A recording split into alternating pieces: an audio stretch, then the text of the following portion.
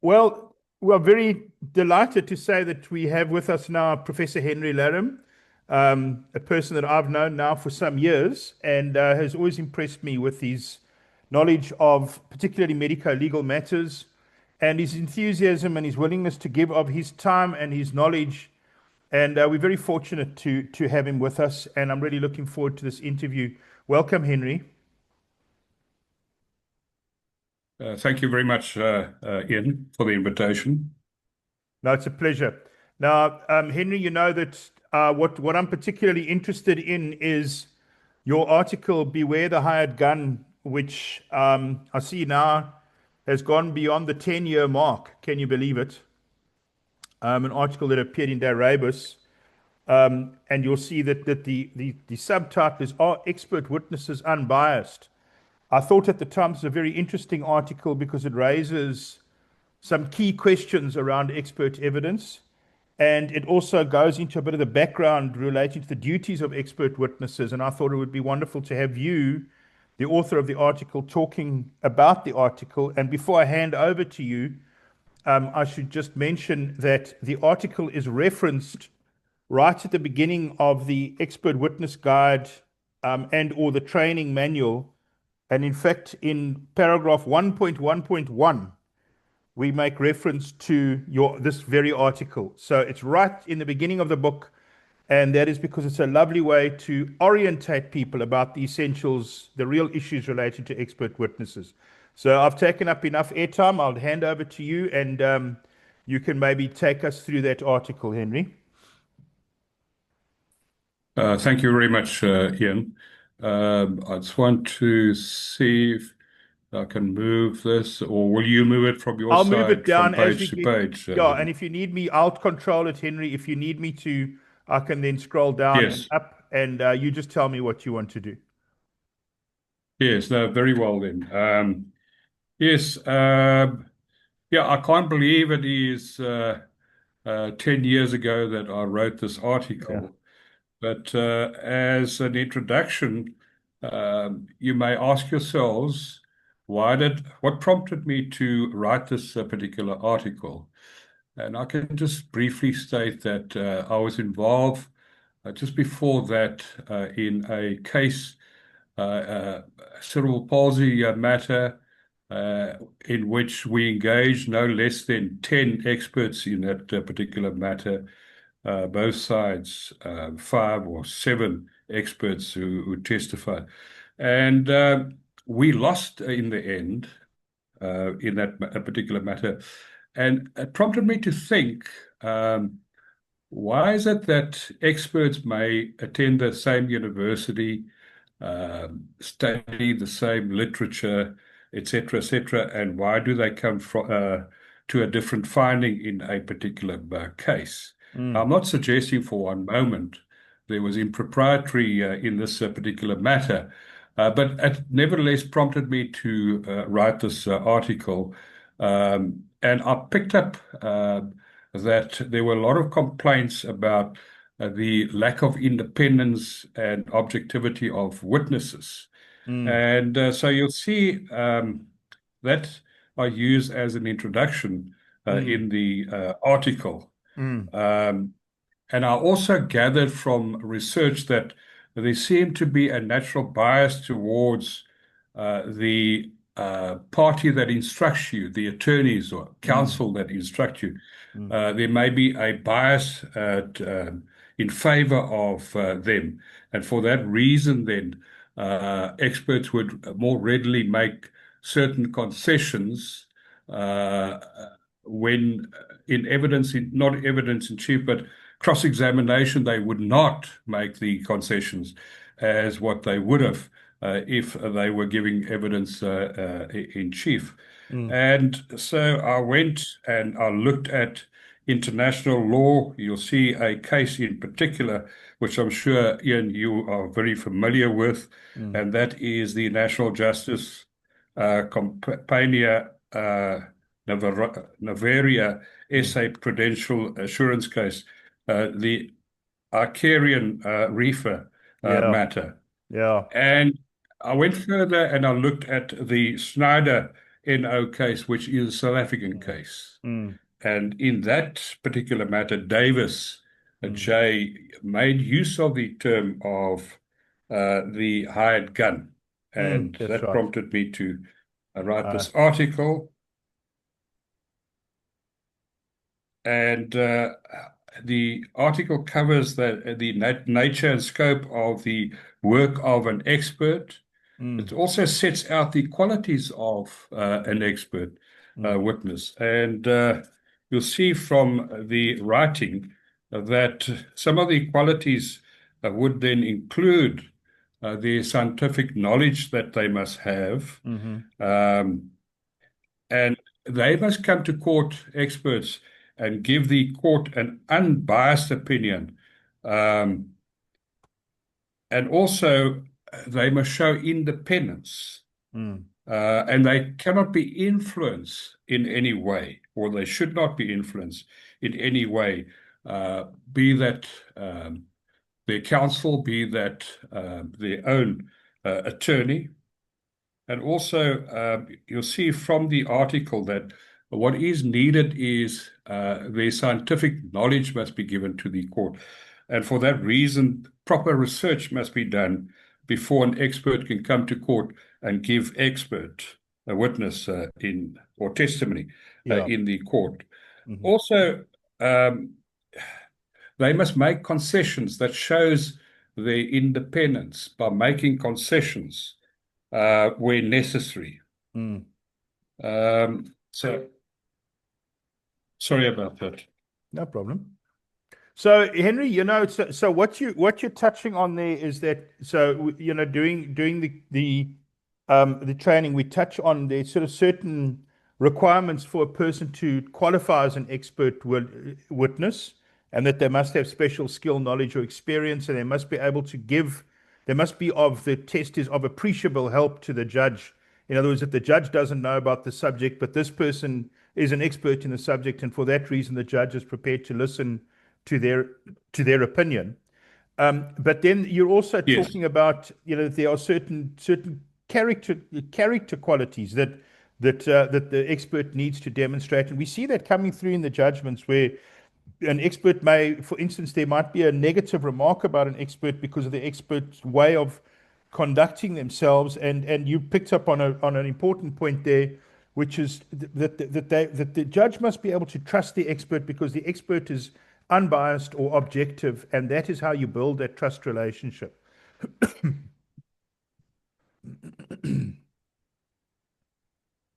Yes, I agree with you on that particular point. Yes. Ian. Yes. Yes, please carry on, Henry. What I also picked up further in my research is that the danger that some experts may pose by trying to manipulate this situation. As you are very well aware, that we have a contingency fees arrangement these days where, in terms of the Act, the losing party will not be paid for the costs. And let's say that a plaintiff loses a particular matter, so there's a danger that neither the attorney nor the expert witnesses nor their counsel may be paid for the expert testimony which they give, as well as counsel, of course, leading the litigation. Now, that poses a danger in itself, that there may be a temptation here that you got to win at all costs in order to secure your fees. Now, that also prompted me to think in terms of to what extent can an attorney manipulate the expert witness to testify in their favor and not to make certain concessions also when they are being cross-examined. And because remember, there's the potential of them giving off their time and by not being successful, they're not going to be paid their fees. Mm. And I addressed that particular issue in that article, that in these type of cases, your experts, your attorney works on a no-win, no-fee basis. Yes. And you say that the So, so-called contingency it, fee arrangement, alternatively known as a no-win, no-fee arrangement between an expert and attorney, where the result of the case determines whether they will be paid, has the potential that some practitioners may be tempted to influence the expert witnesses to give evidence in favor of their client. yes, and this is where I believe that as an expert witness, one must clear up that particular matter with the attorney before the time. Mm. Now, an attorney can only work on a contingency fee arrangement, provided the parties involved are being told of the consequences of them not being successful in that particular matter. Mm. But be that as it may, an expert is entitled to the work that they do. If they don't want to uh, join the arrangement made by the attorney with them, they have the prerogative to say to the attorney, but I'm not going to work on the basis that if we win this particular matter, I'll be paid, but if we lose, I'm not going to be paid. I want to be paid for my expert opinion, firstly, the report that I write, and secondly, when I go to court and give evidence, I would insist that my fees be paid, and the attorney would be liable to pay those fees then. Yeah. No, I think that that type of bias is a very real one, in practice. Sometimes we see reference to unconscious bias as well, sometimes conscious, sometimes unconscious, which experts should guard against. I would just make a sort of practical point here as well, Henry. So, you've quite rightly highlighted the ethical aspect, but as an advocate that works a lot with experts and that I do get involved in contingency fee matters from time to time. But regardless of what the financial arrangement is, what you're really looking for from your expert is somebody who will withstand the pressure cooker of the courtroom. And I actually, my view based on my experience is that I far prefer an expert who can tell me early on, Mr. Dutton, there are these problems. And we can then decide how real those problems are and make an informed call on the litigation. The last thing you want as an advocate or an attorney is an expert who tries to please you in their report and therefore doesn't give you an honest assessment of that case. And you then find that out in the witness box when the other side cross-examines or when the other expert gives their evidence and you realize that that other expert is making a lot more sense than yours. That then is a disaster, because then you've expended a lot of time and energy on that matter and can be very costly for the client if there's a cost order against you. And so what I'm saying is that, so both from an ethical and also from a pragmatic point of view, what you want from your expert is a strong expert who prepares himself or herself properly, knows their field, gives you a report, and you can then build your case on the foundation of that report and rest easy that that expert, if they get in the witness box, will carry the day. That's the position that I really like to find myself in. And we know who those experts are. They build up a reputation, and as counsel, you like working with those experts because you can rely on them. Yes, you're talking about the early phase already prior to the trial, where you assess the merits of the case, and this is where one expects the expert to be blunt, to Yeah. be honest, to be sincere in expressing an opinion on the merits of the case, and if they lack in merits, then rather get out of that case at that stage already, advise the client that you do not have merits in your particular matter, then raising expectation with the clients as well, that you've got such a good case and you have the necessary expert witnesses to assist you in that case. No, quite right. And then, of course, the other factor is it helps us to assess what an appropriate settlement would be. So it may be that you don't abandon the case, but that you press harder for settlement. We need to be guided by the experts. These cases, and I do say that whenever an expert witness is involved in the case, you can rest assured that at least one important issue in the case is going to rely on that expert witness's evidence. So they're an important building block in that case, and you need to know that that block is solid. And as you say, if there are problems in the case, tell the legal team about it. Don't put it necessarily in your report first. Let the legal team know informally, look, there are some challenges here, and have that discussion with the legal team and alert them to that. And then, of course, you must put that in your report. You're going to have to deal with that in your report if that's your view. And then allow the legal team to then manage that case appropriately. That's really the key point I think that I'm making on this particular aspect. Henry, Yes, I fully agree with you. Yeah. Now, you go through handy hints for attorneys in your article, and I've actually got that on screen. And there are a number of very interesting points there. Firstly, just to ensure that the expert has the necessary qualifications, experience, and knowledge. And that, of course, depends on the issues and depends on the particular expertise of the expert. And then you talk about a close social connection. That may I think what's underlying that is that unconscious bias may then come in. And then you talk about the nature and relationship between the expert and the client. And the expert report, which you say must be comprehensive, and that the attorney should avoid influencing an expert in whatever form as the opinion he or she ought to give and the evidence he or she should provide to the court. That may very well come to haunt you. And I think that last sentence is really what you could relate that to the discussion that we've just been having, Henry. But maybe you want to talk about those hints briefly. Just give us one or two pointers there. Yes.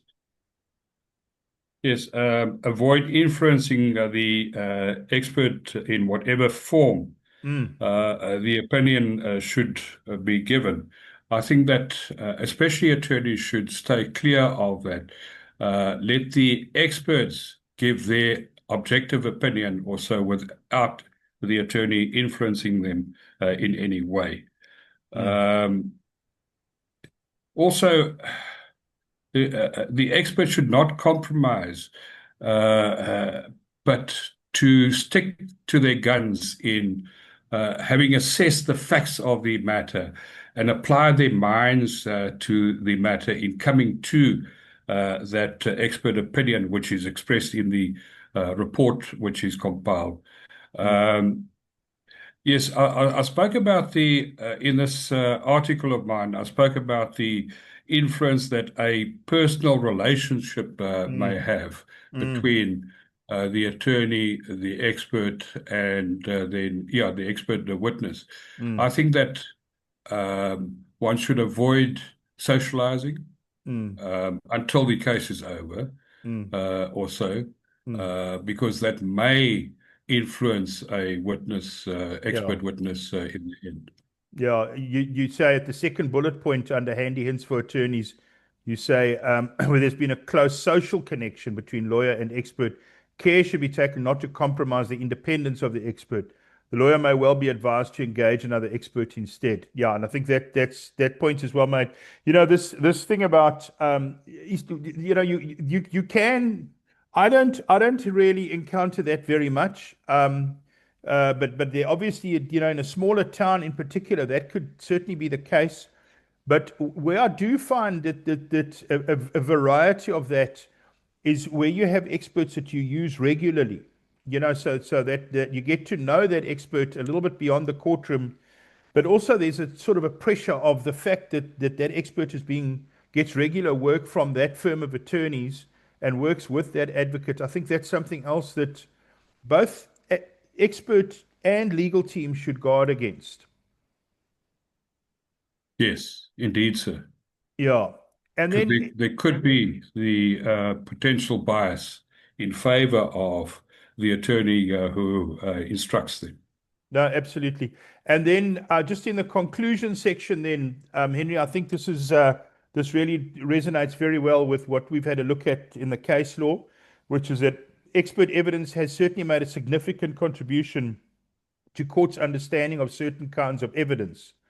And the next sentence I think is particularly important. It has especially made a difference where it is so complex that judges and magistrates are not always in a position to grasp the evidence with certainty. And that, then goes to the expertise of the expert and the fact that they must be properly qualified and experienced to comment on that case. Yes, indeed, sir.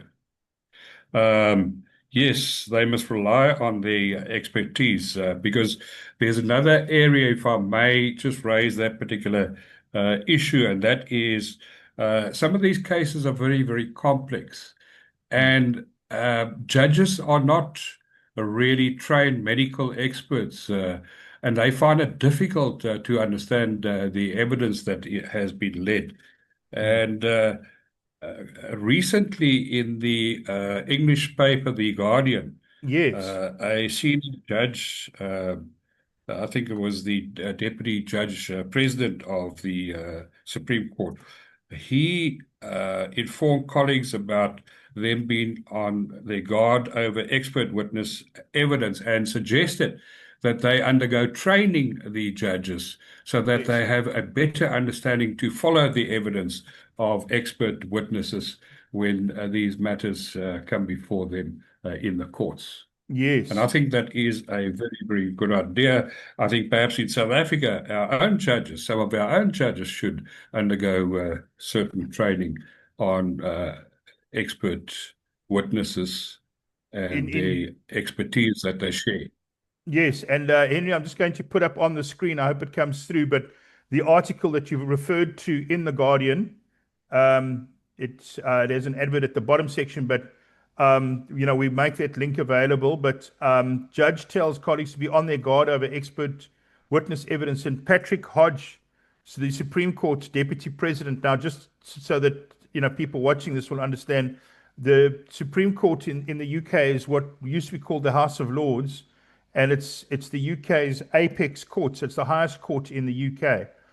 And Patrick Hodge, who's their deputy president, wants judges to improve their scientific and technical literacy. So yeah, and if we just have a little bit look into that article, judges need to be on their guard about expert witness evidence, according to a leading Supreme Court judge who urged the legal profession to improve their scientific and technical literacy to help prevent miscarriages of justice. Yeah, so that's a very interesting comment, Henry. Yes. Yes, indeed. So, we should strive towards justice, and judges are there as the gatekeepers to ensure that justice prevail. And for that reason, I believe that they should be fully equipped scientifically to follow the evidence given by expert witnesses so that there cannot be a miscarriage of justice. There's a case that Lucy Ledby matter, Yes, a neonatal nurse that was correct, charged correct. with the murder of the babies, and she was sentenced to a long-term imprisonment in England. And I Indeed. think that what they're hinting at there is the triers of that particular case did not really follow Mm. the evidence that was given. Indeed, and in fact, Henry, it's in that it referred to in that article, and I'll just read from the article. The case of Lucy Letby, the neonatal nurse convicted of murdering 7 babies, has prompted renewed scrutiny of expert witnesses. Lawyers appealing against her conviction argue that the expert evidence presented at her trial was flawed. Um, and then and then just lower down, there's Lord Hodge, who says that lawyers and judges should improve their scientific and technical literacy so that they're not completely cold on a subject and too reliant on expert witness evidence. So it's an interesting comment, that, because it doesn't sound to me as if what Lord Hodge was referring to is that experts are now judges are now expected to get themselves up to the same level as an expert, but to understand the fundamentals of that particular area and to have some sort of working knowledge, if you could call it that, which will help them to follow the evidence and to decide on the correct outcome. Yes. If I may, just branching out a little bit further, Yeah, this is why I believe in certain cases, the judge should perhaps call on an expert to sit as an assessor in indeed. these civil trials. And Yes. Professor Beale's matter, the professor that was tried on a charge of murder quite recently in Mm, Gauteng, mm. there the judge made use of two assessors to assist him in Yes. that particular matter. So Yes. I think that perhaps it's time then that in certain very complex matters Yeah. that the court should make use of assessors. I've written an article many years ago as well on the role of assessors in Mm, the South African litigation, where they assist the judge mm, in these matters. mm. And Henry, I'm in favor. that's very interesting. I'd love you if you could forward that article to me. I'd be very interested in reading it. I'll tell you why I find these remarks particularly interesting. Is my attitude towards expert witnesses, and I do say this publicly and regularly, is that in fact it helps the expert witness to appreciate that if you look at the case law, the reason why there are such stringent standards for experts is that they are in a position of trust within the courtroom because they are expected to guide the judge by definition on topics which the judge isn't independently equipped to deal with.